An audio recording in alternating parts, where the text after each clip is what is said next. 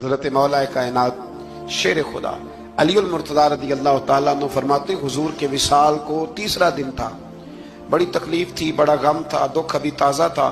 میں حضور کی قبر انور سے تھوڑے سے فاصلے پر بیٹھا تو کہتے ہیں ایک شخص آیا اور مجھ سے آ کے پوچھتا ہے کہ نبی پاک علیہ السلام کہاں ہیں؟ کہتے جو کہ زخم تازہ تھا، 3 دن گزرے تھے تو میں رو پڑا۔ میں نے کہا وہ جو سامنے مزار پر انوار ہے نا، قبر اطہر، وہ میرے نبی پاک کی ہے۔